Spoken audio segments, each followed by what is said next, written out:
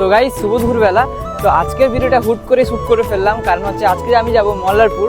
তো এখন বাজছে 5টা। তো আমি এখান থেকে রেডি হয়ে বেরিয়ে পড়বো মল্লারপুর রওনায়।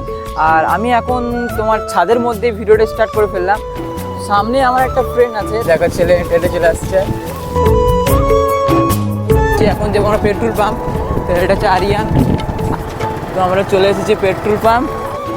তো এখানে তেলই নাই, কারণ হচ্ছে এখানে তেল ফুল করছে। তো মল্লারপুর যেতে যেতে আশা করি অন্ধকার হয়ে যাবে। আর আরিয়ান চালাচ্ছে বাইক। তো আমরা মল্লারপুর চলে এসেছি। তো এখন আমরা ডাইরেক্ট যাবো পেট্রোল পাম্প।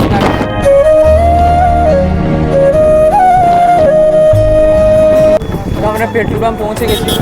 সো গাইস, এখানেও তেল নেই, তো লোকালে তেল ভরতে হবে। নিজের একটা পেট্রোল পাম্প খুলবো, কিছু বলার নেই। মুকেশ আম্বানি ছেলে পেট্রোল পাম্প নিজেই খুলবে, তো চলো। তো পেট্রোল পাম্পের সামনেই বিক্রি করছে পেট্রোল তেল। তো মল্লারপুর বায়না মোড় থেকে আমরা যাবো বাজারের দিকে। আমরা ঢুকে গেছি বায়না মোড় থেকে বাজারের দিকে। এবার যাবো একটা ইলেকট্রিকের দোকান। রাতের বেলায় বাজারের ভিউটা ঠিক এইরকম। তো এটা হচ্ছে ইলেকট্রিকের দোকান। 1090 দাম বলেছে, তো 1090 নিচ্ছে।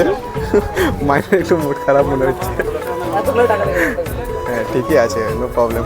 এখানে বিল হচ্ছে আমাদের। ফাইনালি আমাদের মাল পারচেজ করা হয়ে গেছে। এখানে অনেক ধরনের মাল পাওয়া যায়, তোমরা আসতে পারলে মল্লারপুরের আশেপাশেই আছে। বাজারের ভেতর থেকে আমরা বেরিয়ে যাচ্ছি, তবে একটা দোকান আছে, দোকানে যাব। এটা হচ্ছে দাদু, আর এটা হচ্ছে আমারই বন্ধু, ধরতে গেলে কলেজ ফ্রেন্ড।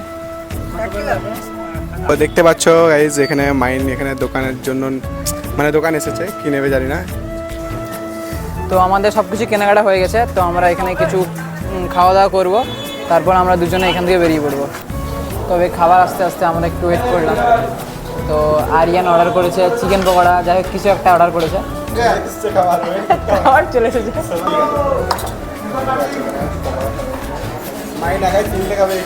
আমি খাই নাই সব, তো যাই হোক একটু অর্ধেক চেষ্টা করে ও বলছে খাবো, ঠিক আছে। আরিয়ানকে নামিয়ে দিলাম। তো আমি এবার চলে যাচ্ছি বাড়ি। তো অনেক রাত হয়ে গেছে, এখন বাসছে আশা করি 7টা। দেখো কটা আসছে, 7:53, 8টা প্রায়। টাটা, দেখা হচ্ছে আবার কালকে। The next day. So good morning everyone. তো আমি আজকে যাবো সিউড়ি মেডিসিন আনতে, কারণ হচ্ছে আমার শরীরটা এখন অনেক খারাপ। আর আমি এখানে লোকালে ওই মেডিসিনটার জন্য প্রেসক্রিপশনটা দেখিয়েছি। তো আশেপাশে কোথাও পাওয়া যায় না, কারণ হচ্ছে মেডিসিনটা ওখানেই পাওয়া যাবে যেখান থেকে আমি ডাক্তার দেখিয়েছি। তো ওখানে গিয়ে আজকে নিয়ে আসবো।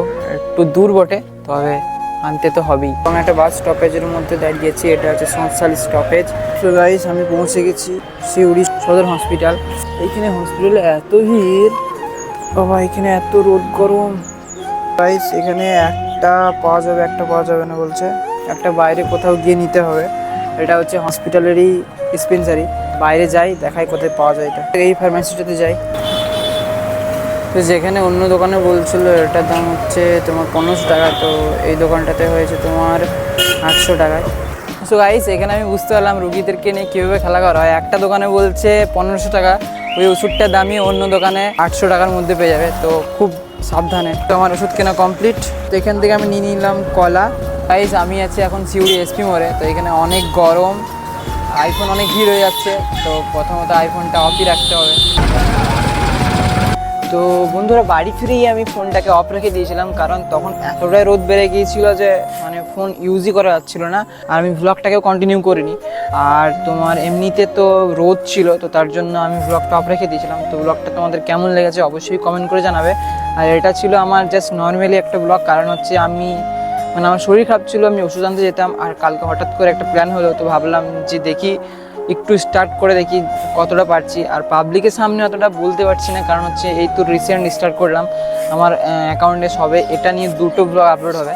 তো আশা করি পরের সময় বা নেক্সট টাইমে এর থেকে আরও বেটার করার চেষ্টা করব। যদি এখনও পর্যন্ত সাবস্ক্রাইব না করেছো তাহলে চ্যানেলটিকে অবশ্যই সাবস্ক্রাইব করে নাও। অবশ্যই লাইক, কমেন্ট, শেয়ার করতে ভুলবে না। Thank you. তো আবার দেখা হচ্ছে নতুন কোনো ব্লগ বা নতুন কোনো ভিডিওতে। এখনকার জন্য টাটা, বাই বাই।